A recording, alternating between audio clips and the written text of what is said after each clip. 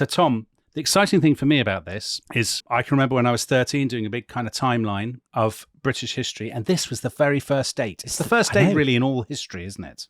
55 BC. Well, it's the first date in British history, obviously. And so there's a famous joke about this in 1066 and all that. The book that was written in 1930 that makes a joke about the state of historical knowledge in Britain. It has 1066 and all that. That's obviously one date, 1066.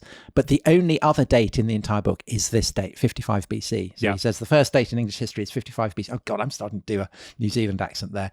In which year Julius Caesar, the memorable Roman emperor, landed like all other successful invaders of these islands at Thanet. This was in the olden days when the Romans were top nation on account of their classical education, etc. Yeah. And obviously that's a joke that depends on people reading this being able to think that Britain is still top nation. Because of its classical education. And I guess it highlights the way in which maybe in 1930 attitudes to empire and the pacification of natives was slightly different, because it goes on to make the joke, the Roman conquest was a good thing since the Britons were only natives at the time. And so that question of whether the Roman conquest was a good thing or a bad thing. Yeah. I mean, when I was growing up as a child, I'm sure you read the Lady Bird book about Julius Caesar and the conquest of Britain. I think it was generally held to be a good thing. It kind of introduced hot baths, wines, straight roads, all that kind of thing. The end of the use of woad, and people no longer being blue. And the advances of this kind. I think hair is an important element of this. We will be coming to that. I think a sense in which the haircut arrived in 55 BC, or indeed subsequently when Claudius came in the second invasion. I think there's that element to it. But also, of course, the wider point is the story is always told from the perspective of the Romans. So the people travelling and the people who land, hence the introduction. But also, do you not think the ancient Britons were not really seen by imperial kind of British writers and readers in the 19th and 20th century as the desired ancestor? The desired ancestor was to some degree the Anglo-Saxons, and the heritage is that of Rome. So we identify more with the Romans in that story, don't we? As readers, we're expected to identify with the Romans. I think educated people in the era when the British Empire existed were much more inclined to side with the Romans. But I think there was a kind of a trend to identify with the Britons as well. So you think of the statue of Boudica, or Boadicea as she was then called, that stands outside the Houses of Parliament, and we'll be coming to Boudica later in this series. Yeah. I mean, she is a British heroine, despite the fact that she actually burnt down London. So I think there's always been an ambivalence, and I think that ambivalence has become stronger over recent decades for obvious reasons. Much greater skepticism about empire and a kind of an awareness of the costs of empire. But I think that actually it's a completely non-debate, because, of course, both sides are unfathomably alien, unfathomably distant from us. And one of the things that, when I was just kind of mapping out the course of these 4 episodes we're going to be doing on the Roman conquest of Britain, that struck me was how often I was picking up echoes of other episodes that we've done. So whether, the conquest of the Aztecs or the series we did on Custer and the Plains Indians, there are echoes there, but I'm always aware that they might be delusory and deceptive, because I think one of the things for us and for everyone listening to bear in mind is, firstly, that the evidence we have for this entire story is very patchy. And the consequence of that is that there's so much about both sides that we can't know. But I do think that you're right to say that it is easier for us, I think, to identify with the Romans simply because the written sources that we have for this story comes from them. Yeah. And so, you described Caesar, so he's approaching, in his ships and jumping into the sea and scrambling up onto the beach.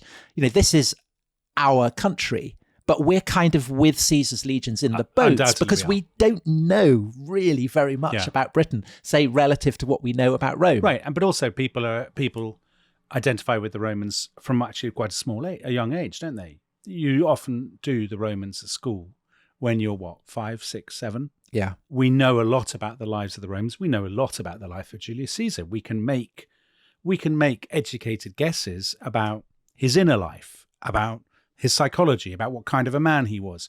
We can't do anything like that with any single person, really, who lived on the island of Great Britain at this point in history. All we know is the name.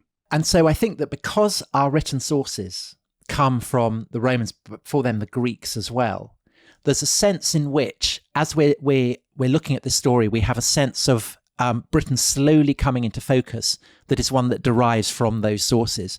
So if you go right back to the beginning, to the earliest written texts, possibly alluding to Britain, they're Greek, not Roman. So you have Herodotus, the first great historian. He doubts Britain even exists. He says, that there are said to be islands out there, but I don't believe it. Right. And he has a contemporary who's a geographer called Hecataeus. And he mentioned there being an island beyond Gaul that he called Hyperborea, and he says that it's sacred to Apollo, the god of the sun, and that it boasts a temple that is spherical in shape. And so people have thought maybe that's a reference to Stonehenge. I doubt spherical. but I quite like the idea for obvious reasons. And then after them, we do start to get slightly more secure references to Britain, and this is due to a Greek who sails from Massilia, which is the Greek foundation that today is Marseille. Mm. And he sailed to Britain and to this mysterious island called Ultima Thule. Unclear exactly where it is, but probably, I think, Iceland. He describes it as being 6 days voyage beyond Britain, and it's close to where the sea becomes impenetrable because it's kind of becoming solid, which must be a reference to kind of, ice, pack ice or whatever. So Iceland seems to be the likeliest candidate. And it has to be said that he is much quoted, but also much despised. Lots of the claims that he's making are seen as being so outlandish that people discount it. But I think that we can see that he almost said, that he did go there from what he says. So in his book On the Ocean, which hasn't survived, but is quoted a lot, he refers to Britain, to Ireland, to all the other various islands in the, our archipelago as being a single island, the Nessos Britannici, so the British island. So the idea of them being British Isles is not something that, it doesn't originate with the British Empire or anything like that. That's the foundational description that we have in the written sources. And it's P, not B. Oh. So it's the Prytani rather than the Britanni. And in Welsh, Britain is still, I think, called Prydain to this day. Okay. So there's a kind of a trace element of that. And the name probably means the painted ones. So in Latin, the Picti, the Picts, referring to the fondness for tattoos. Tattoos, is this? Tattoos and woad and so on. Blue paint. Blue paint. Right. Yeah. Okay. And Pythias also seems to have given individual names to the two largest islands. So Albion to Great Britain, Ierne is Ireland, and he refers to two promontories in the south. So the westernmost promontory, which is today called Cornwall, is called Belerion, which is very Tolkien. Very Tolkien. And the eastern one is called Cantian, so that's Kent. And Kent and Thames, the river, are the two oldest attested place names in Britain. And Pythias mentions both of them. And so this is in 320 BC. Wow. So a long, long time ago. It's all very pleasing. But because so many of the scholars and geographers and historians who follow Pythias, although they use him, they dismiss him as a fabulist and a fantasist, there is this sense that continues right the way up into the lifetime of Julius Caesar in the 1st century BC, that Britain is a land of mystery, that people don't really know anything about it. And I think that for Caesar, that's precisely the appeal. That's precisely why he's going there, is that it is a place of such fantasy and mystery that to be the Roman who lands there first is an absolute kind of massive great tick against his name. So let's put Caesar into some context, Tom. He's we've talked about him in previous episodes. The rest is history. You've written about him a lot. He is a very charismatic, charming. He's balding, which is always a good sign in a man, I think. He is incredibly ambitious, from a very well-heeled family. Yeah, but a family that hasn't really measured up to the standards of its ancestry. So Caesar undoubtedly feels that as a burden. And also he's surrounded by other big beasts in the Roman political scene, say like Pompey or Crassus, who have done great things, and Caesar wants a bit of it. Yeah. And I think that in terms of understanding why he goes to Britain, there's a story that Suetonius, his biographer, reports about and 80 odd years later, but clearly has an element of truth, that he's a magistrate serving in Spain, so Portugal and southern Spain. And he goes to Gades, which is Cadiz. And in the temple there, he sees a statue of Alexander the Great. And when he sees it, Suetonius says, he groaned as though in disgust at his own lack of accomplishment, because at an age when Alexander had already conquered the world, he himself had achieved nothing memorable. And then the following night, he's supposed to have had a terrible dream in which he forces himself on his mother, which is very, obviously, a horribly unsettling dream. Dr. Freud would be all over that. But then it's explained to him, and I quote Suetonius, that his mother, whom he had seen powerless to push him aside as he raped her, was none other than the earth, held to be the parent of all, and that his dream was therefore a prophecy that he would rule the world. And so there's this idea, I think, that by reaching out to seize control of distant lands. So first of all, Gaul, Caesar ends up governor of Gaul, and he pacifies that over the course of the early years of his term of governorship, very bloodily. And then he's kind of looking ahead to other places. So I think the ocean is on his mind because one of the peoples in Gaul that he subdues as a people in Brittany, or Amorica as it was called the Veneti, the Venetians, confusingly. And they're a naval power, and they impose tolls on merchants who want to cross the channel and trade with Britain. And Caesar commissions a fleet, which he entrusts to Decimus Brutus, one of his lieutenants, who will end up being one of his assassins. Yeah. And Decimus Brutus defeats the Venetian fleet, and meanwhile Caesar has gone along the rocky coastline of Brittany, Amorica, subduing the Venetians there. And he describes the Venetians on Amorica, on Brittany, as being surrounded by the great unbounded ocean.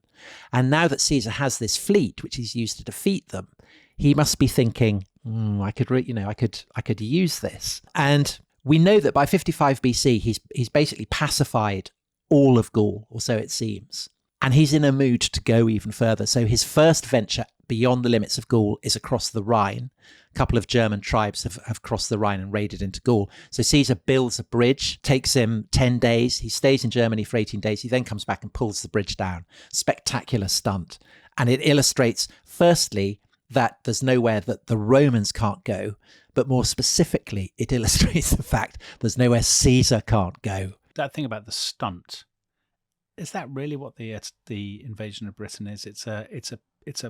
I don't want to say a PR stunt, because that sounds like I'm being dismissive, but it's a coup. It's a spectacular gesture, and it's also, does it not also reflect the fact that he must know, or have some inkling, that as when he went across the Rhine, he's not going to meet an opposing force at the same level of organisation and technological sophistication as his own. So it's kind of cost-free, isn't it? I think it's much, much riskier than that, as we'll see. Okay. But I think because I think the element of risk is a key part of it. And actually, the French scholar writing about Caesar in Gaul, Christian Goudineau, he explicitly compares it to the moon landings. So he says of Caesar's expedition that, like the moon landings, it's an imagination-defying epic, an achievement at once technological and straight out of an adventure story. And so, like the moon landings, the drama of it is dependent on risk, dependent on the sense of going into the unknown where things could go horribly wrong. But a manageable risk, right? A risk that you think, if things go well, it should be okay. And Caesar, of course, he could be hit by an arrow or a stone, or he could fall into the sea. But he must. It's not like he's invading Parthia or something, which would be a much bigger ask. I don't know. The anxieties aren't just about the human dimension. There's also the divine dimension. Okay. So if you can compare the mission to Britain to the moon landings, you can also very obviously compare it to the achievements of the man whose statue in Cadiz inspired Caesar to feel all depressed, Alexander, because Alexander is said to have pushed to the end of the world and to have reached the ocean, which the Greeks and the Romans believed surrounded, the entire world, and to have offered up sacrifice to the ocean there. And Caesar, by crossing the ocean from Gaul, he's doing something very, very similar. For the Greeks, the ocean is divine, and the Romans have inherited that. So there's always the question about, are you divine enough to trust yourself to its waters. So Caesar, by doing that, is, he's kind of, he's trusting that he will measure up in the divine sphere as well as in the human sphere. Because this is not just the edge of the known world; it's perhaps to some degree the edge of the mortal world, and it's kind of a liminal place, and who knows what's beyond that mist. Absolutely, okay, yeah. And also, of course, I mean, the human dimension is also very, very alarming, because it's a deeply held Roman conviction, and I think this tends to be true of most imperial powers, that the further you go from the centre, so in the case of Rome, the Mediterranean world, the further you go out, the more barbarous and savage the peoples that you come up against will be. And the Romans have always had a particular dread of the Gauls. So the Gauls had conquered Rome back in 390 BC. Great armies of Germans had descended within living memory of Caesar's lifetime. And a man who had married his aunt, a great Roman warrior called Marius, had defeated this kind of terrifying onslaught of German tribesmen who were absolutely kind of giants. They were said to eat raw flesh.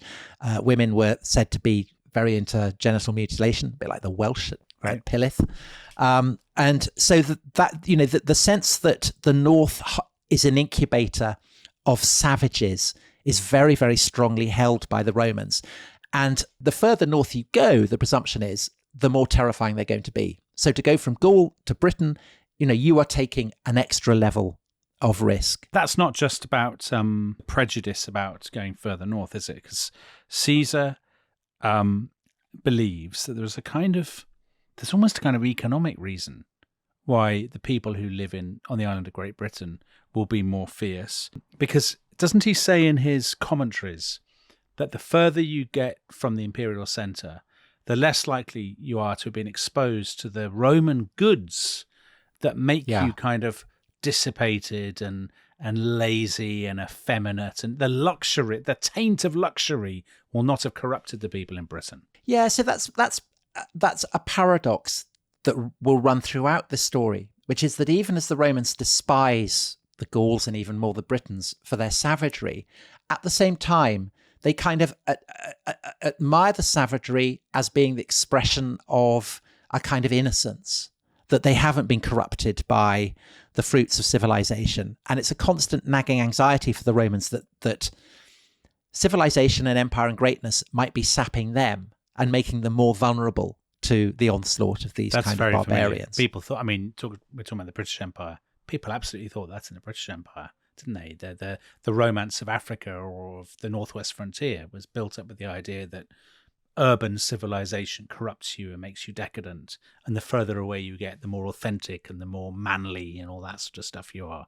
So there's a lot of that going on now. It is, but there's also a kind of an echo of American imperialism, in that one of the luxury goods that is being exported by Roman merchants is alcohol, and specifically wine. And just as there was a sense in the expansion west in the US that you could use whiskey to kind of sap the moral character of the natives, the Romans are doing exactly the same, because they've been introducing wine into Gaul for about a century before Caesar goes to Gaul. And the Gauls are taking wine neat. So the Romans dilute it with water. The Romans are taking it absolutely undiluted. And the effect of this is it kind of turns them into, lots of alcoholics.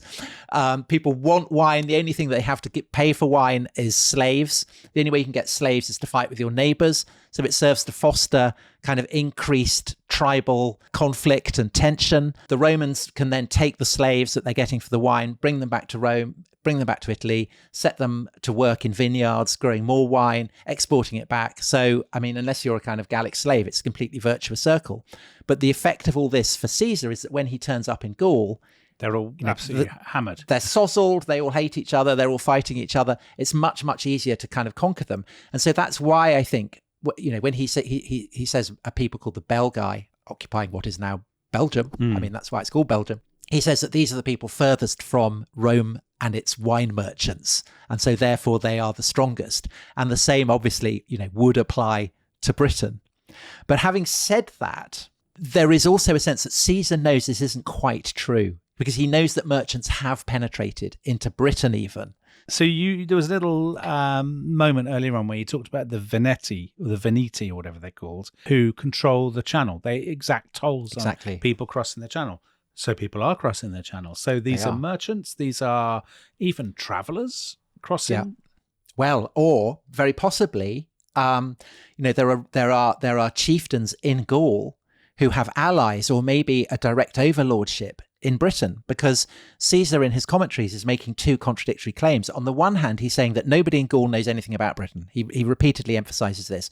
On the other hand, he says that the Britons are helping the Gauls to fight the Romans, and that this is a justification for him going to invade Britain. Yeah. So they can't both be true. Caesar is trying to build up the sense of mystery, because the commentaries are being written for his public back in Rome, and so he wants to make it seem as mysterious as possible. But actually, he I think has a vague sense of what he is heading towards. He knows that Britain is, like Gaul, divided into tribes. He knows that there are Gauls who know enough about Britain that they can kind of advise him on what's going on. So I think that Caesar, when he is standing on the channel looking across at the White Cliffs of Dover, he has a sense that the techniques and methods that he's employed in Gaul to subdue it will probably work in Britain as well. And does he think that he could maybe take interpreters or people who speak the same language or a similar language or will understand the British customs and religion and all that stuff? Well, Caesar specifies that there's this guy called Commius, who is a king of a people called the Atrebates, which is a Belgic tribe. So again, in the kind of Pas-de-Calais or the Low Countries. And Caesar rates him very highly. He says that this man, Commius, the king of the Atrebates, is a man of whose courage, judgment and loyalty he had a high opinion, because Caesar, of course, is always speaking in the third person about himself. And Caesar sends Commius ahead of him to negotiate with the various British chieftains there and to try and persuade them to come to terms with the Romans. Now, it has to be said that initially this plan doesn't work out very well, because no sooner has Commius arrived in Britain than he's being imprisoned and loaded down with chains. But Caesar's not worried about this. He carries ahead with his plans. He's got 2 legions, the 7th and the 10th. So the 10th, is the guy with the standard bearer who jumps into the sea. So that's about 10,000 legionaries. He's also got cavalry. He's got supply ships bringing food and so on. So probably about 80 ships, most of it drawn from the fleet that he'd used to defeat the Veneti. And early September, probably about the 12th of September, 11th or 12th of September, he crosses the channel. And it's one of the kind of the descriptions that I always remember from childhood. It was kind of always illustrated in books.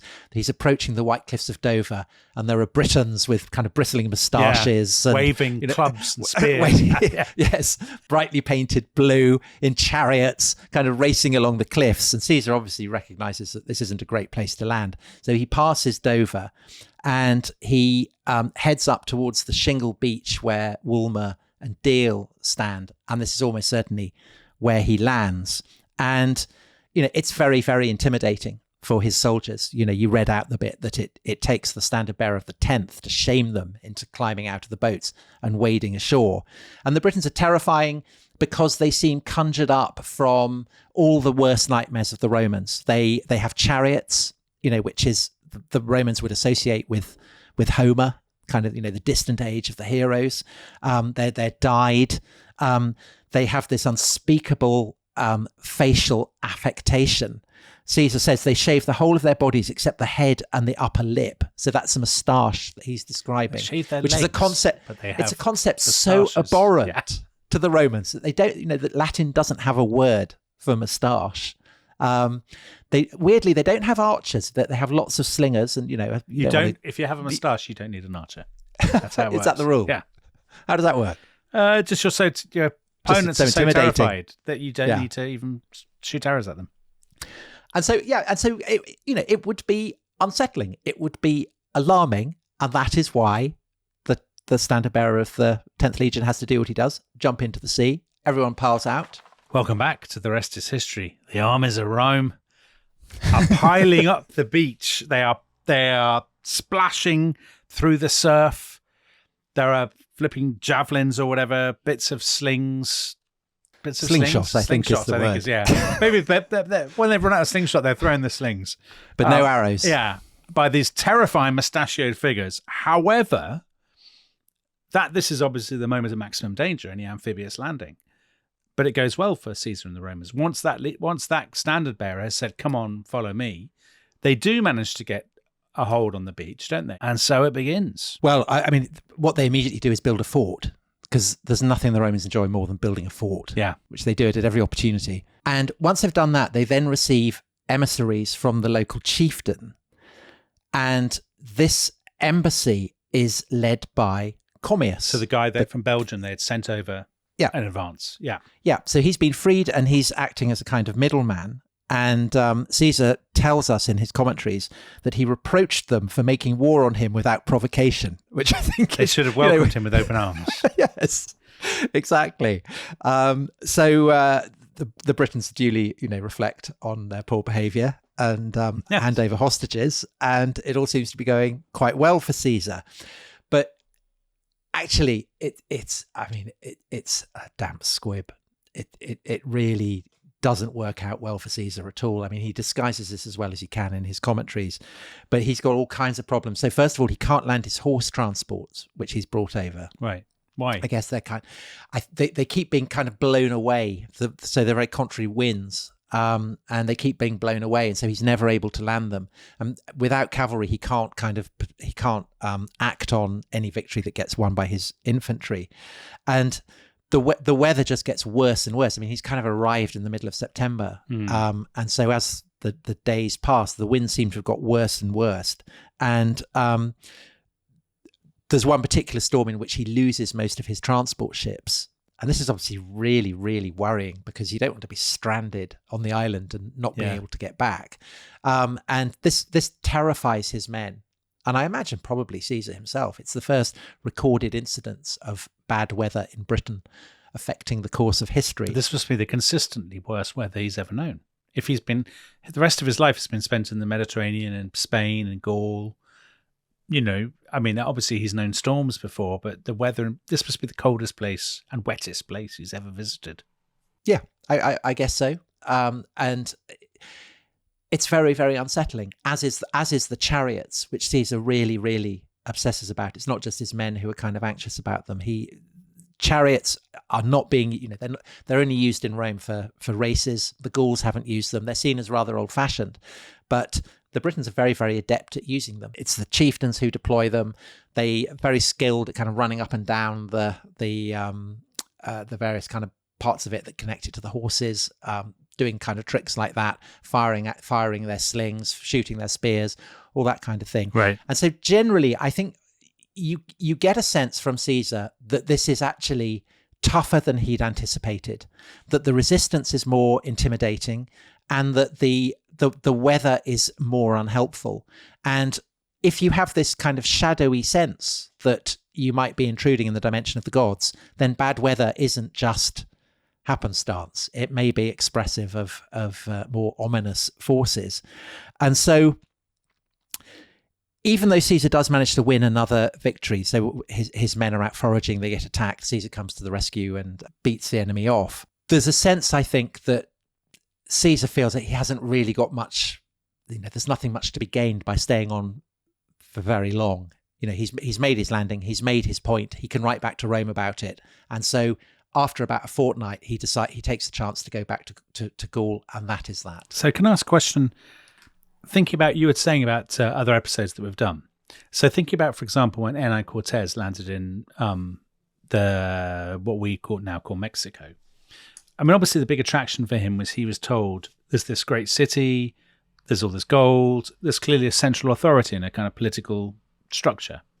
Isn't a big problem for Julius Caesar when he lands that there is no central political authority in Britain, so that he can't pursue a kind of decapitation strategy. He can't say, oh, well, the capital is Birmingham, I will march on Birmingham, seize it and subdue these people.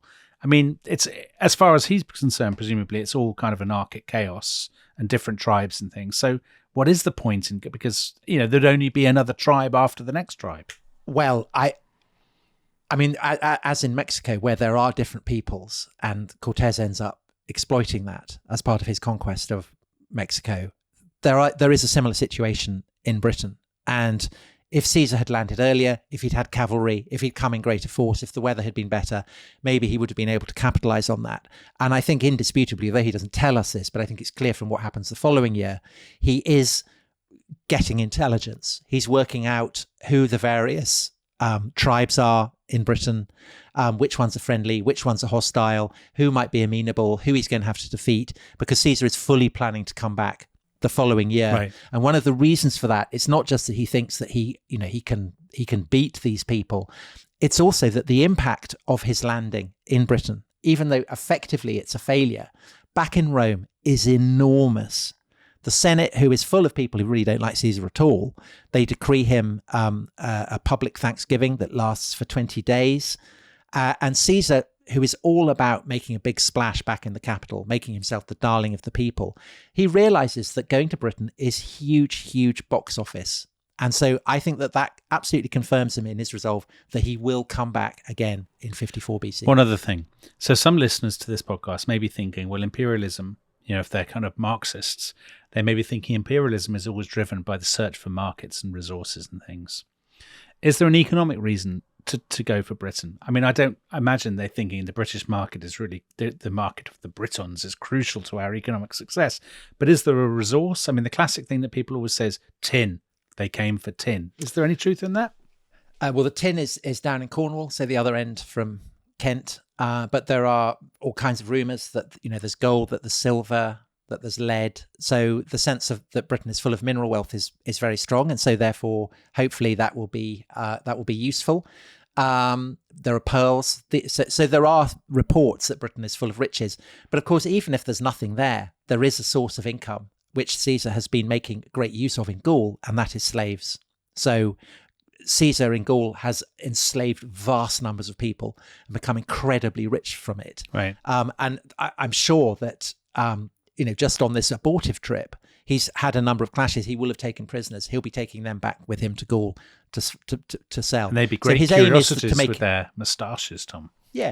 Yes, but more importantly, from Caesar's point of view, a source of income. So hopefully the expedition will pay for itself. He is given an opportunity to go back by precisely the kind of factional infighting on the island of Britain that I was talking about. This sense that actually all Caesar has to do is put out feelers to the various chieftains in Britain, and as the commander of a large army, he is of great interest to British chieftains who are fighting their own wars. So again, like in Mexico, the Tlaxcala or the Mexica, they see the Spanish as just a kind of interesting addition to the faction fighting that's going on. Yeah. And I think it's the same is true for the Britons. So even though Caesar's landing had been very brief, what people had seen of the Romans was menacing enough that some people decide that they want to use it.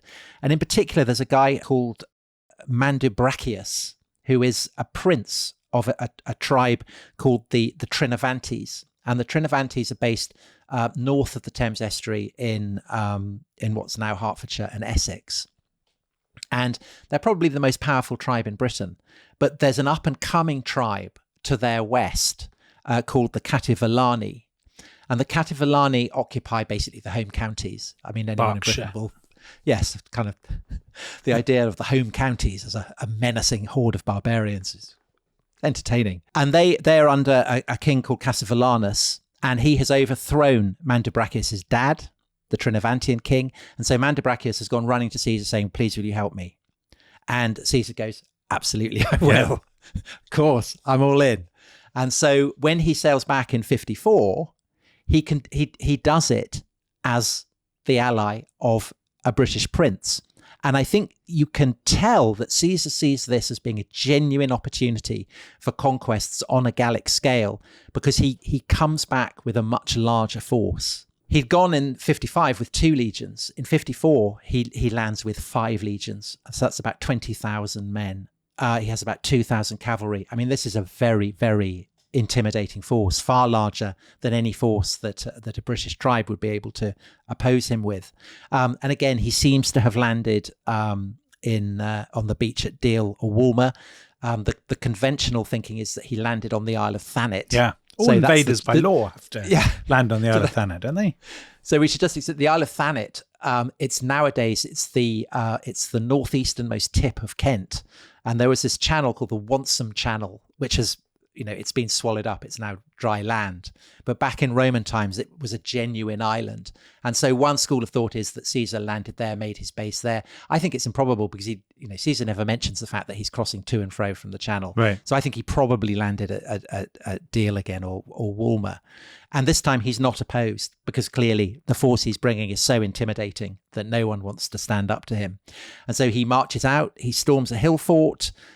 He's got his cavalry with him this time, so he can ride down the Britons as they flee, and he's heading westwards when again there's a massive storm, and not all his ships have been beached, and so he goes back. He arranges for the ships to be pulled up, and anyone who's been to the beach at Deal or Walmer will know that it's a perfect spot to drag up a Roman transport ship, and then they build an even larger fortification. So they surround it completely so that the ships are secure from the storms and secure from any natives who may try and attack them. And then he resumes his march westwards again. He goes across Kent and he reaches the Thames. And as he goes, there's the Britons are launching guerrilla attacks against him, but Caesar is able to see them off. He's used to this kind of, these flea bites from the Gauls. He's well equipped to handle with them. And not only does he have his legions, but he has the Trinovantes, and he has 5 other tribes, he says, all of whom have come to Caesar and have submitted to him. So there's your Cortez analogy. Absolutely. So as he's doing that, of course, all the enemies of the Trinovantes, notably the Catavellani, they are also kind of drawing in allies. And so to us, we might see it as a clash between the Romans and the Catavellani, but to the Britons, it's a clash between the Trinovantes and the Catavellani, and the Romans are kind of incidental to the story. But of course, that's not how Caesar sees it. So Caesar crosses the Thames. We don't quite know how. It must have been at a ford somewhere. He's opposed. There are stakes driven into the river, but he kind of brushes it aside. He storms the stronghold of Cassivellaunus. So the Romans call it an oppidum, which means a kind of fortified town. That's probably to dignify it. It's village. It's more. It's not. It's like a bit like Milton Keynes. It's a kind of a roundabout. It's a sprawl of low buildings. Kind of. It doesn't have the feel of a town, of an urban centre. So that gets stormed. There's lots of massacre, lots of enslavement, and Cassivellaunus kind of recognises that he's beaten, and so he approaches our old friend Commius, the Atrebatan king, Belgian bloke, to go to Caesar, the Belgian bloke, to go and see if he can negotiate a surrender. And Caesar agrees terms. Mantibrachius is restored to the throne of the Trinovantes. Cassivellaunus agrees to leave him alone. Both kings hand over hostages to Caesar and agree to pay annual tribute to Rome. And so in late September, he heads back to Gaul. He has lots and lots of prisoners. He has promises of tribute, he has hostages, and above all, he has a story, because he can go back and really, really, major on the fact that Britain is unbelievably dangerous and savage. So he writes a kind of very detailed ethnographic report about it. He says how women are he writes women are shared between groups of 10 or 12 men, especially between brothers and between fathers and sons. He says how in the interior of Britain, that of course he hasn't reached, so he's relying on hearsay. He says that they drink milk, which is obviously a disgusting perverted habit. Yeah, shocking. They eat only meat. Reasonable. And he describes them as being nomadic, which of course they're not. But Romans expect really savage barbarians always to be nomadic, and so that's what Caesar is serving up. So those things. This is the first description, effectively, of life in Britain. Yes. So nomadic, meat eating, milk drinking, and they share women between 10 or 12 people, including fathers and sons. Are any elements of this true? Do we think? I think they do drink milk. I think they do clearly eat a lot of meat. The thing that is really strikingly inaccurate is the nomadic stuff. Right. The Britons are even going into central Britain and northwards are pretty sedentary. That's the basis of the tribal kind of constituencies. But Caesar's not particularly interested in accuracy. He wants to give a good story. Right. And again, back in Rome, everyone is completely thrilled by this. So we know this because we have letters by Cicero, the great orator and philosopher and an opponent of Caesar's.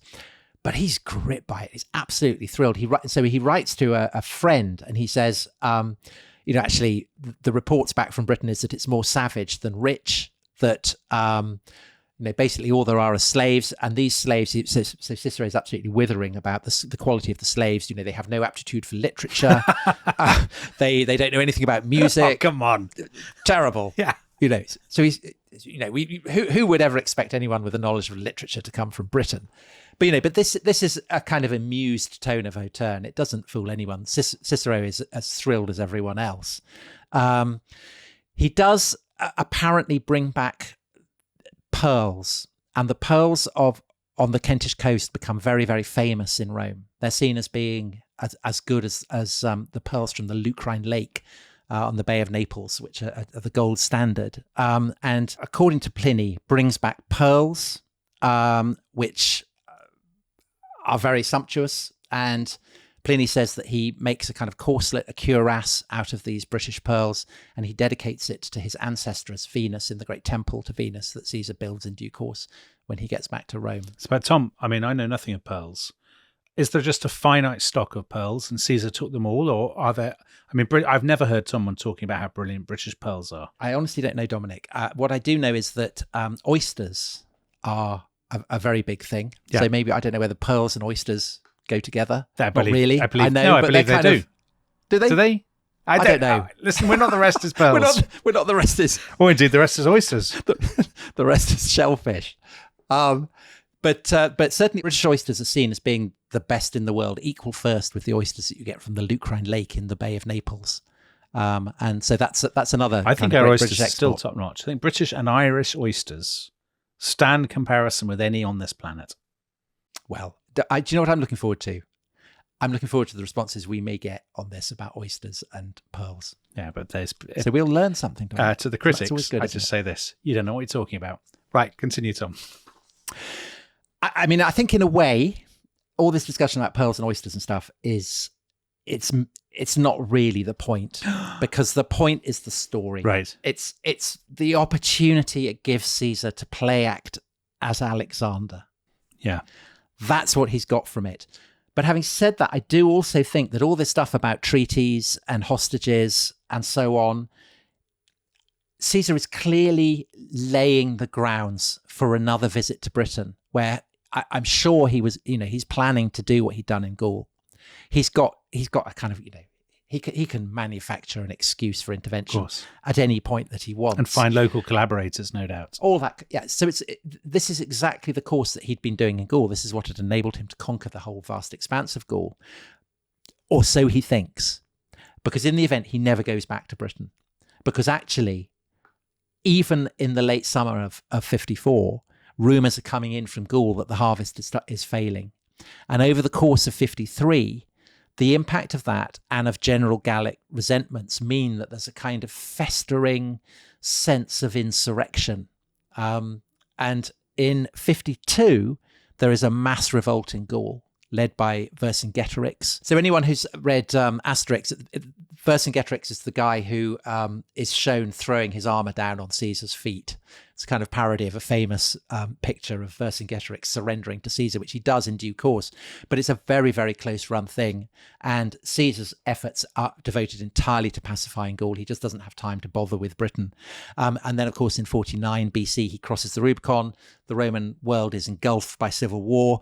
And people forget about Britain. There's no prospect of the Romans returning there, because now what is at stake is what is the future of Rome itself going to be. And then once that is settled, Britain is still too tangential.